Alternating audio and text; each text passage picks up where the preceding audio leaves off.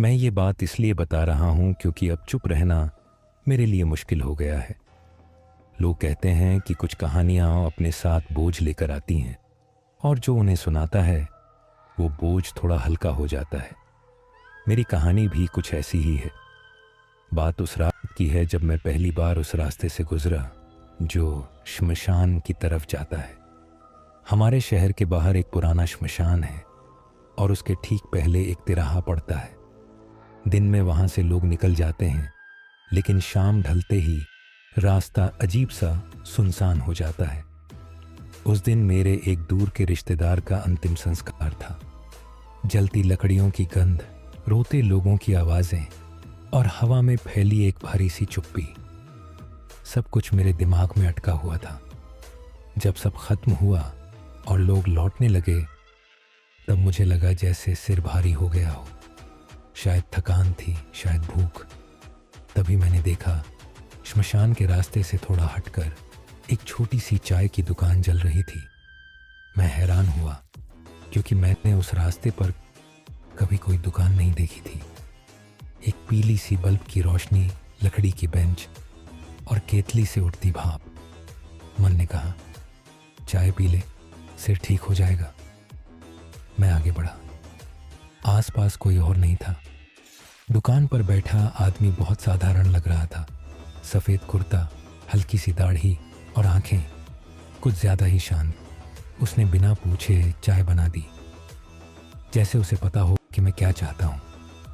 चाय का गिलास पकड़ते ही मुझे एक अजीब सुकून महसूस हुआ। पहला घूंट लेते ही लगा जैसे शरीर का बोझ उतर रहा हो। मैंने पैसे निकालने चाहे तो उसने हाथ से इशारा कर दिया, ज़रूरत नहीं। उसकी आवाज़ में कोई भाव नहीं था, बस एक ठहराव। चाय ख़त्म करते ही मैंने धन्यवाद कहा और लौट आया। घर पहुंचा तो सब सामान्य लगा, लेकिन अगली सुबह जब मेरी माँ ने पूछा कि कल श्मशान में कौन कौन था तो मैं एक नाम भूल गया। वही रिश्तेदार जिसके कारण हम वहाँ गए थे। नाम मेरी ज़बान पर आ ही नहीं रहा था। माँ ने अजीब नज़र से देखा। अरे, जिसके लिए गए थे उसका नाम भूल गए? मैंने हंसकर टाल दिया, पर अंदर कहीं कुछ खटका। अगले कुछ दिनों में छोटी छोटी बातें भूलने लगा। किसी का फ़ोन नंबर, किसी का चेहरा। मैंने इसे तनाव समझा और ध्यान नहीं दिया। एक हफ्ते बाद फिर एक अंतिम संस्कार हुआ, इस बार पड़ोस के एक बुजुर्ग का। वही रास्ता, वही श्मशान, सब कुछ जैसे दोहराया जा रहा हो। लौटते वक्त मेरे कदम अपने आप उसी तिराहे की तरफ मुड़ गए। मुझे नहीं पता क्यों। वहाँ फिर वही चाय की दुकान थी, जैसे मेरी ही राह देख रही हो। वही आदमी, वही पीली रोशनी। उसने मुझे देखते ही चाय डालनी शुरू कर दी। इस बार मैंने पूछा, आप यहाँ रोज़ बैठते हैं? उसने मुस्कुराकर कहा, जब ज़रूरत होती है। जवाब सुनकर मेरी रीढ़ में ठंडक दौड़ गई। मैंने चाय पी। इस बार स्वाद कुछ ज़्यादा गाढ़ा था, जैसे कोई कड़वाहट नीचे तक उतर रही हो। घर लौटकर मुझे एहसास हुआ कि मैं अपने बचपन की एक घटना भूल चुका हूँ। वो घटना जिसे मैं अक्सर दोस्तों को सुनाया करता था। अब दिमाग में खालीपन था। डर ने धीरे धीरे जगह बनानी शुरू की। मैंने इंटरनेट पर उस रास्ते और दुकान के बारे में खोजा। कहीं कोई जिक्र नहीं। किसी से पूछा तो सबने कहा, वहाँ कोई दुकान नहीं है। मैंने सोचा शायद लोग ध्यान नहीं देते होंगे। तीसरी बार मैं जानबूझकर गया। उस दिन कोई अंतिम संस्कार नहीं था। शाम ढलते ही मैं बाइक लेकर उस तिराहे पर पहुंचा। अंधेरा घना था। मुझे लगा जैसे श्मशान की तरफ से कोई धीमी आवाज़ आ रही हो। दुकान इस बार भी थी, लेकिन आज वहाँ बैठा आदमी मुझे अलग लगा। उसकी आंखों में एक अजीब सी चमक थी। मैंने चाय लेने से पहले पूछा, आप यहाँ क्यों बैठते हैं? उसने पहली बार मेरी तरफ ध्यान से देखा। लोग यहाँ बहुत कुछ छोड़कर जाते हैं, मैं बस उसे समेट लेता हूँ। मेरा दिल तेज़ धड़कने लगा। क्या छोड़ते हैं? मैंने पूछा। उसने चाय का गिलास मेरी तरफ बढ़ाया, जो उन्हें आगे नहीं चाहिए। मैंने चाय नहीं पी, पैसे रखकर पीछे हट गया। उसने पैसे वापस सरका दिए। यहाँ कुछ खरीदा नहीं जाता, उसने कहा। मैं वहाँ से भागा। उस रात मुझे नींद नहीं आई। सपने में मैंने खुद को श्मशान में खड़ा देखा और आसपास लोगों की आवाज़ें थीं, लेकिन चेहरे धुंधले। कोई मेरे पीछे चल रहा था। मैं मुड़ा तो वही चाय वाला था। उसकी आवाज़ गूंजी, यादें भी बोझ होती हैं। अगले दिन मैंने अपने दोस्त राहुल से बात की, उसे सब बताया। वह हंसा, तू ज़्यादा सोच रहा है। मैंने जिद की और उसे साथ चलने को कहा। अगले अंतिम संस्कार पर हम दोनों गए। लौटते वक्त मैंने जानबूझकर उस तिराहे की तरफ बाइक मोड़ी। दुकान आज भी थी। राहुल ने जैसे ही उसे देखा, उसकी हंसी रुक गई। ये तो यहाँ होनी ही नहीं चाहिए, उसने कहा। हम दोनों रुके। चाय वाला हमें देख रहा था। उसने 2 गिलास रख दिए। राहुल ने चाय पी ली। इससे पहले कि मैं रोक पाता, मैंने गुस्से में उसे खींचा और वहाँ से ले गया। रात को राहुल का फ़ोन आया। उसकी आवाज़ कांप रही थी। यार, मुझे पापा का चेहरा याद नहीं आ रहा, उसने कहा। मेरे हाथ से फ़ोन गिरते गिरते बचा। अब शक यकीन में बदलने लगा। हम दोनों ने तय किया कि इस रहस्य को समझना होगा। अगले दिन हम श्मशान के केयर टेकर से मिले। बूढ़ा आदमी था, आंखों में डर। जैसे ही मैंने चाय की दुकान का जिक्र किया, उसका चेहरा पीला पड़ गया। उसने धीरे से कहा, उस रास्ते पर मत रुको। बहुत पूछने पर उसने बताया कि सालों पहले वहाँ एक आदमी चाय की दुकान चलाता था। हर अंतिम संस्कार के बाद लोग वहाँ रुकते थे। कहते हैं उसकी चाय पीकर लोग हल्का महसूस करते थे। लेकिन धीरे धीरे लोगों की याददाश्त जाने लगी। एक दिन पता चला कि वह आदमी खुद भी श्मशान में जल चुका है। उसके बाद दुकान कभी कभी दिखती है, सिर्फ उन्हें जो कुछ भूलना चाहते हैं। मैंने पूछा, क्या भूलना चाहते हैं? बूढ़े ने मेरी आंखों में देखा, यह जिन्हें भुलाया जाना चाहिए। उसके शब्द मेरे अंदर गूंजते रहे। उस रात मुझे एहसास हुआ कि मैंने भी कुछ छोड़ दिया है। मेरी जिंदगी का एक हिस्सा जो अब लौट कर नहीं आएगा, हंसते नहीं आएगा। मैं अपने पिता की आवाज़ याद करने की कोशिश कर रहा था, लेकिन वो धुंधली हो रही थी। मेरे पिता, जिनकी मौत मुझे सालों पहले तोड़ चुकी थी। शायद उसी दर्द ने मुझे उस चाय तक पहुंचाया था। मैंने आखिरी बार उस दुकान पर जाने का फैसला किया, अकेला। रात गहरी थी। श्मशान से आती रोशनी और जलती लकड़ियों की गंध हवा में तैर रही थी। दुकान आज कुछ ज़्यादा साफ दिख रही थी, जैसे किसी ने इंतज़ार में सजाया हो। चाय वाला मुस्कुराया। आ गए? मैंने पूछा। तुम कौन हो? उसने धीरे से कहा, जो लोग भूलना चाहते हैं उनका सहारा। मैंने गुस्से में कहा, तुम लोगों से उनकी ज़िंदगी छीन लेते हो। वह शांत रहा। नहीं, उसने कहा, मैं उन्हें वही देता हूँ जो वो मांगते हैं, राहत। मैंने चाय का गिलास उठाया। हाथ कांप रहे थे। अगर मैं ये पी लूँ तो क्या सब भूल जाऊँगा? उसने सिर हिलाया। और अगर न पीऊँ? मैंने पूछा। उसने पहली बार उदासी से कहा, तो बोझ तुम्हारा रहेगा। मैंने गिलास ज़मीन पर गिरा दिया। चाय मिट्टी में समा गई। उसी पल दुकान की रोशनी झपकने लगी। चाय वाले का चेहरा धुंधला होने लगा। उसने आखिरी बार कहा, कुछ यादें छोड़नी पड़ती हैं, कुछ जीनी पड़ती हैं। मैं भागा। उस रात के बाद मैंने उस रास्ते से जाना बंद कर दिया। राहुल की यादें धीरे धीरे लौट आईं, लेकिन कुछ खाली जगहें हमेशा के लिए रह गईं, मेरी भी। आज जब मैं ये कहानी सुना रहा हूँ तो इसलिए नहीं कि डर फैलाना चाहता हूँ, बल्कि इसलिए कि चेतावनी दे सकूँ। अगर कभी श्मशान के रास्ते में अंतिम संस्कार के बाद आपको एक जलती हुई चाय की दुकान दिखे तो आगे बढ़ जाना, क्योंकि उस चाय का स्वाद सुकून देता है, लेकिन कीमत में आपकी ज़िंदगी के वो हिस्से ले लेता है जिनके बिना आप कभी पूरे नहीं रह पाएंगे। और सबसे डरावनी बात यह है कि एक दिन आपको याद भी नहीं रहेगा कि आपने क्या खोया था। मैंने सोचा था कि उस रात के बाद सब खत्म हो गया है, रास्ता बदल लिया, श्मशान की तरफ जाना बंद कर दिया और उस तिराहे का नाम भी जहन से मिटाने की कोशिश की। लेकिन कुछ जगहें ऐसी होती हैं जो छोड़ने पर भी पीछा नहीं छोड़ती। कई महीनों तक सब सामान्य रहा। मैं काम में डूब गया, जिंदगी आगे बढ़ती दिखी, मगर फिर एक दिन एहसास हुआ कि मेरे भीतर कुछ खामोशी बढ़ रही है। वो खामोशी जो शोर नहीं करती, बस धीरे धीरे जगह घेर लेती है। एक शाम माँ ने पुराने एल्बम निकाले। तस्वीरें देखते हुए वो हंस रही थीं, कुछ नाम ले रही थीं। मैं भी साथ बैठा था, लेकिन जब उन्होंने एक तस्वीर मेरी तरफ बढ़ाई और पूछा, याद है ये किसकी शादी थी, तो मैं जवाब नहीं दे पाया। तस्वीर में मैं खुद खड़ा था, लेकिन दिमाग में कोई आवाज़ नहीं उठी। उसी पल मुझे समझ आया कि मैंने उस रात सिर्फ दर्द नहीं छोड़ा था, अपने अतीत के कई टुकड़े भी वहीं गिर गए थे। उसी हफ्ते राहुल फिर मिलने आया। वो ठीक लग रहा था, लेकिन उसकी आंखों में वही डर था जो मेरी आंखों में महीनों पहले आ चुका था। उसने धीरे से कहा, यार कभी कभी लगता है जैसे कोई मेरे दिमाग में झांक रहा है। उसने बताया कि रात को उसे वही तिराहा सपने में दिखता है, पीली रोशनी, उबलती केतली और एक आवाज़, थक गए हो। मेरा दिल बैठ गया। इसका मतलब कहानी अभी ख़त्म नहीं हुई थी। कुछ दिनों बाद शहर में एक और अजीब बात फैलने लगी। लोग कहने लगे कि अंतिम संस्कार के बाद कुछ लोग अजीब तरह से शांत हो जाते हैं। रोते नहीं, सवाल नहीं करते, बस खाली से दिखते हैं। मैंने गौर किया, इन सब का रास्ता वही था, श्मशान वाला तिराहा।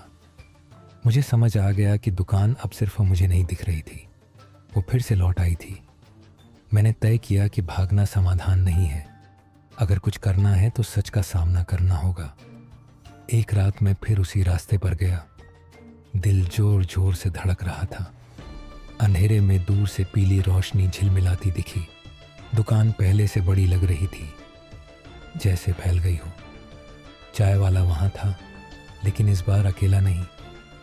उसके आसपास कुछ लोग बैठे थे, खामोश, खाली आंखों वाले। उनके चेहरों पर न डर था न राहत, बस शून्य। उसने मुझे देखा और कहा, वापस आना तय था। उसकी आवाज़ में न खुशी थी न नाराज़गी। मैंने पूछा, तुम अब और क्या चाहते हो? उसने इधर उधर बैठे लोगों की तरफ देखा। मैं कुछ नहीं चाहता, लोग खुद आते हैं। तभी मुझे एहसास हुआ, ये लोग वही थे जो हाल ही में किसी को खो चुके थे। उन्होंने चाय पी थी और बदले में खुद का एक हिस्सा दे दिया था। मैंने एक आदमी से बात करने की कोशिश की, आप ठीक हैं? उसने मेरी तरफ देखा, लेकिन आंखों में पहचान नहीं थी, जैसे शब्दों का मतलब भूल चुका हो। चाय वाला बोला, ये आराम में है। उस पल मुझे गुस्सा आया। ये आराम नहीं है, ये खालीपन है। उसने पहली बार गहरी सांस ली। खालीपन भी कभी कभी शांति लगता है। मैंने उससे पूछा कि ये सब कब रुकेगा? उसने कहा, जब लोग दुख से भागना बंद करेंगे। तभी दुकान के पीछे श्मशान की आग तेज हो गई। रोशनी कांपने लगी। दूर घंटी। मुझे लगा जैसे पूरा इलाका सांस ले रहा हो। उसने कहा, तुम अलग हो, तुमने चाय छोड़ दी थी। मैंने कहा, लेकिन कीमत तो मैं भी चुका रहा हूँ। वह चुप रहा। शायद सच यही था, एक बार उस जगह से जुड़ जाने के बाद कोई पूरी तरह बच नहीं पाता। अगली सुबह मैंने एक कदम उठाया। मैंने लोगों को चेतावनी देना शुरू किया, सीधे सीधे नहीं, कहानियों के जरिए, इशारों में। कुछ लोग हंसे, कुछ ने अनसुना किया, लेकिन कुछ ने सुना। और उन दिनों मुझे एक अजीब बात दिखी, जितने ज़्यादा लोग उस दुकान से दूर रहने लगे, उतनी ही कम वो दिखाई देने लगी, जैसे उसे लोगों की ज़रूरत थी। आज भी कभी कभी किसी अंतिम संस्कार के बाद मुझे दूर से पीली रोशनी की झलक दिख जाती है, लेकिन मैं रुकता नहीं, क्योंकि अब मुझे समझ आ गया है, दुख से भागकर जो सुकून मिलता है वो उधार का होता है, और उधार हमेशा वसूला जाता है। अगर आप कभी उस रास्ते से गुजरें और एक आवाज़ आपको थकान का इलाज देने का वादा करे, तो याद रखना, कुछ यादें दर्द देती हैं, लेकिन वही आपको इंसान बनाए रखती हैं। मुझे लगा था कि चेतावनी देना काफ़ी होगा। कहानियाँ, इशारे, अधूरी बातें, शायद लोग समझ जाएंगे।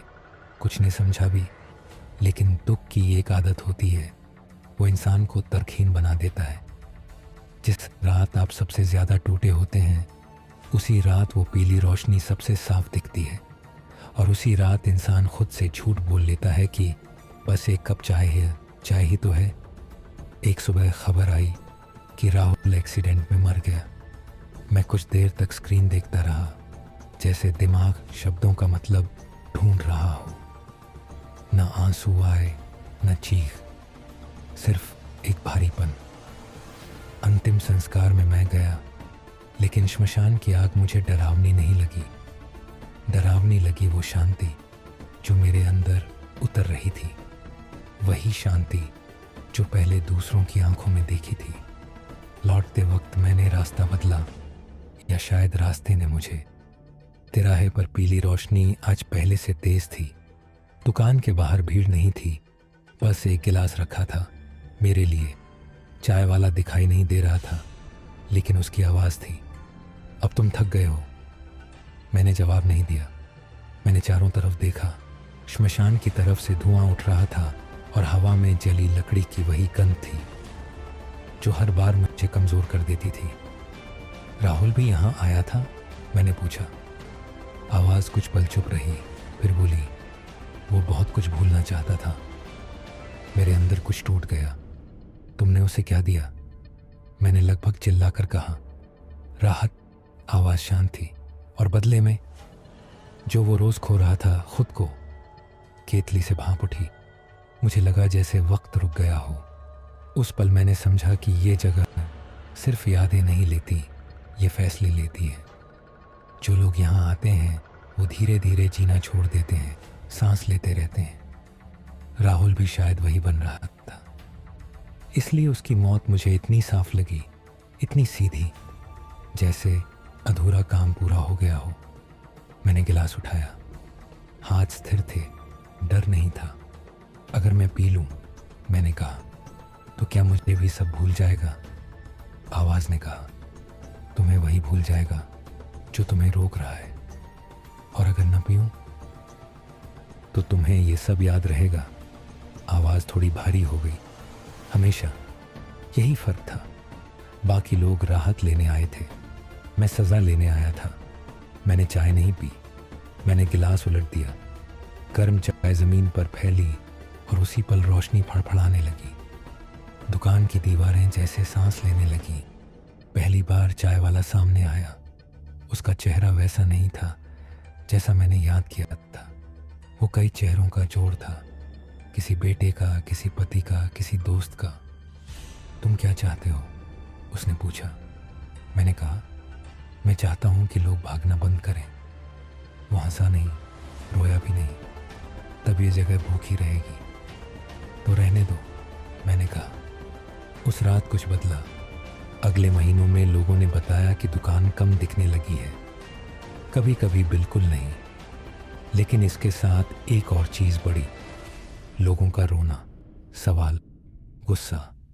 शहर में दुख लौट आया था, असली वाला, जो चुप नहीं कराता लेकिन जिंदा रखता है। आज भी मैं हर अंतिम संस्कार में जाता हूँ, जानबूझकर। मैं श्मशान की आग देखता हूँ, धुआं सूंघता हूँ और खुद को याद दिलाता हूँ कि दर्द भागने की चीज़ नहीं है। कभी कभी दूर से वही आवाज़ आती है। बस एक कप में रुकता हूँ, आंखें बंद करता हूँ और राहुल का चेहरा याद करता हूँ, अधूरा, टूटा हुआ, लेकिन असली।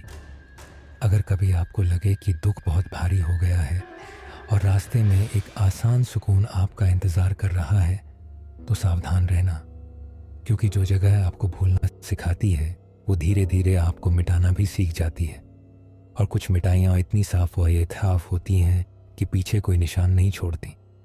मुझे लगा था कि सब थम गया है। दुकान कम दिखती थी, आवाज़ें हल्की पड़ गई थीं।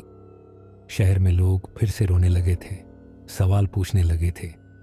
बाहर से देखने पर लगता था कि सब ठीक हो रहा है, लेकिन कुछ लड़ाइयाँ बाहर नहीं, अंदर लड़ी जाती हैं। और मेरी लड़ाई अभी बाकी थी। राहुल की मौत के बाद पहली बरसी आई। माँ ने कहा, चलो श्मशान हो आए। मेरे अंदर कुछ सिकुड़ गया, लेकिन मैंने मना नहीं किया। उस दिन हवा अलग थी, भारी नहीं, बस ठहरी हुई। आग जली, फूल चढ़े और लोग धीरे धीरे लौटने लगे। मैं भी मुड़ा और वहीं रुक गया। तिराहा सामने था, पीली रोशनी नहीं थी, कोई दुकान नहीं। फिर भी मेरे कदम थम गए, जैसे ज़मीन ने पकड़ लिया हो। तब आवाज़ आई, इस बार बाहर से नहीं, मेरे अंदर से। अब कोई नहीं आएगा? मैंने आंखें बंद की। आएंगे, मैंने मन ही मन कहा। तो कभी ख़त्म नहीं होता, तो मैं भी ख़त्म नहीं हो सकता, आवाज़ बोली। मैं समझ गया, दुकान कोई जगह नहीं थी, वो एक आदत थी, एक रास्ता जो इंसान अपने अंदर बना लेता है। जब जब दुख असहनीय लगता है, वही रास्ता खुल जाता है। उसी रात मैंने सपना देखा, मैं खुद उस दुकान के पीछे खड़ा था, केतली मेरे हाथ में थी। सामने लोग बैठे थे, थके हुए, टूटे हुए, और मेरी आवाज़ उनसे कह रही थी, बस एक कप। मैं घबरा कर उठा, पसीने से भीगा हुआ। कमरे में कोई नहीं था, लेकिन डर साफ था।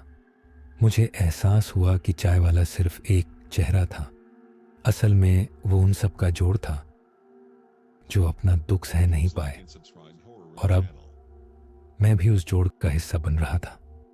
मैंने खुद को अलग रखने की कोशिश की, श्मशान जाना बंद कर दिया, लोगों की कहानियां सुनना कम कर दी, लेकिन जितना भागा आवाज़ उतनी साफ होती गई। ट्रेन में, बस में, अस्पताल के बाहर, कभी कभी कोई थका हुआ चेहरा देखकर मेरे अंदर से वही वाक्य उठता, चाय पी लोगे? और मैं डर जाता, क्योंकि वो मैं था। एक रात मैंने फैसला किया, अगर ये मेरे अंदर है तो इसे यहीं ख़त्म करना होगा। मैं फिर उस तिराहे पर गया, बिना श्मशान, बिना अंतिम संस्कार, सिर्फ मैं और अंधेरा। कोई रोशनी नहीं थी, फिर भी मुझे पता था कि मैं सही जगह खड़ा हूँ। अब सामने आओ, मैंने कहा। कुछ नहीं हुआ, मैंने दोहराया। तभी अंदर से वही भारीपन उठा। अगर मैं चला गया, आवाज़ बोली, तो लोग टूट जाएंगे। मैंने कहा, टूटना ज़रूरी है। उस पल मुझे समझ आया, ये ताकत मुझे चाय पीने से नहीं मिली थी, ये मुझे चाय न पीने से मिली थी। मैंने अपने सारे दुख, सारी यादें सब एक साथ महसूस की। राहुल की हंसी, पिता की आवाज़, माँ की थकान। दर्द इतना तेज था कि सांस लेना मुश्किल हो गया, लेकिन मैं रुका नहीं। धीरे धीरे आवाज़ कमज़ोर पड़ने लगी, जैसे कोई आदत छूटती है, कोई नशा उतरता है। तिराहा खाली था, सच में खाली, न दुकान, न रोशनी। आज कई साल हो गए हैं, लोग अब भी मरते हैं, लोग अब भी दुखी होते हैं, लेकिन उस रास्ते पर कोई दुकान नहीं दिखती। फिर भी मैं ये कहानी सुनाता हूँ, क्योंकि मुझे पता है कभी कभी कोई नया चाय वाला पैदा होता है, किसी के अंदर, शायद आपके अंदर भी। अगर कभी आपको लगे कि आप दूसरों का दुख हल्का कर सकते हैं उन्हें सब बुलाकर, तो सावधान रहना, कहीं आप खुद वो जगह न बन जाएं जहां से लोग लौटकर कभी पूरे नहीं होते। दुख सहना मुश्किल है, लेकिन दुख सहते हुए जिंदा रहना, यही इंसान होने की आखिरी निशानी है। मुझे यकीन था कि कहानी वहीं ख़त्म हो चुकी है। तिराहा खाली था, दुकान गायब, आवाज़ें बुझ चुकी थीं। मैंने इसे जीत समझ लिया था, लेकिन कुछ चीज़ें मरती नहीं हैं, वो बस पीढ़ी बदल लेती हैं। कई साल बाद मैं दूसरे शहर चला गया, नई सड़कें, नया काम, नई पहचान। यहाँ श्मशान शहर के बाहर नहीं, बीचों बीच था, पुरानी इमारतों के बीच दबा हुआ। पहले दिन ही मुझे अजीब लगा, जैसे दुख यहाँ ज़्यादा जल्दी इकट्ठा हो जाता हो। लोग जल्दी टूटते थे, शायद इसलिए कि यहाँ भागने के रास्ते भी ज़्यादा थे। एक रात ऑफिस से लौटते हुए मैंने देखा, श्मशान के सामने एक मोबाइल चाय की गाड़ी, सफ़ेद बल्ब, थर्मस, कागज़ के कप।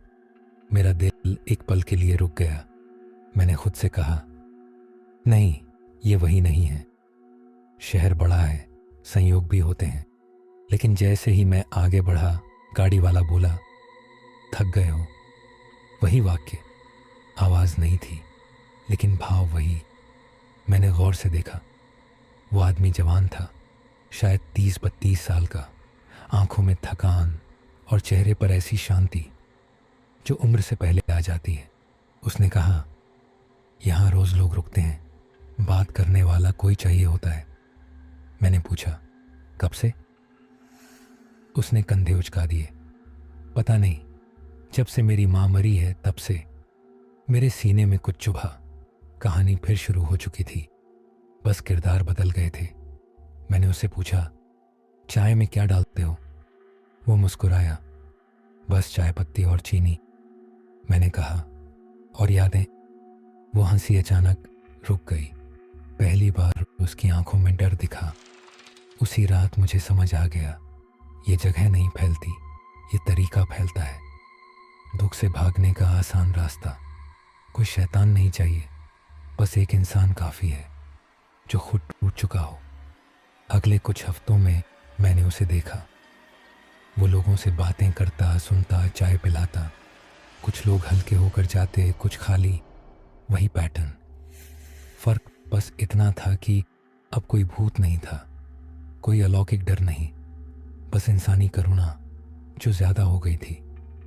मैंने उससे दोस्ती की, रोज़ बैठा, बातें की, उसे उसकी माँ की याद दिलाई, जानबूझकर। वो परेशान होता लेकिन सुनता। मैंने देखा, जितना वो याद करता उतना उसकी चाय कम बिकती। एक दिन उसने कहा, लोग अब रुकते नहीं। उसकी आवाज़ में शिकायत नहीं थी, राहत थी। आखिरी दिन उसने गाड़ी समेटते हुए कहा, शायद मुझे ये बंद कर देना चाहिए। मैंने कुछ नहीं कहा। कुछ फैसले बोले बिना ही बेहतर होते हैं। आज मैं बूढ़ा हो गया हूँ। शहर बदले, चेहरे बदले, लेकिन एक बात नहीं बदली, दुख। वो हर जगह है और हमेशा रहेगा। फ़र्क बस इतना है कि अब मुझे पता है, हर पीली रोशनी से डरना ज़रूरी नहीं, लेकिन हर आसान सुकून से सावधान रहना ज़रूरी है। अगर कभी आप किसी टूटे इंसान को किसी और का दुख हल्का करते देखें तो उसे रोकिए नहीं, बस उसे याद दिलाइए कि दुख साझा किया जाता है, हटाया नहीं जाता। क्योंकि जिस दिन हम दुख मिटाने लगते हैं उस दिन इंसान धीरे धीरे खुद को भी मिटाने लगता है। और हाँ, अगर कभी श्मशान के बाहर कोई आपसे पूछे, चाय लोगे? तो चाय पी लेना, बस भूलने के लिए नहीं।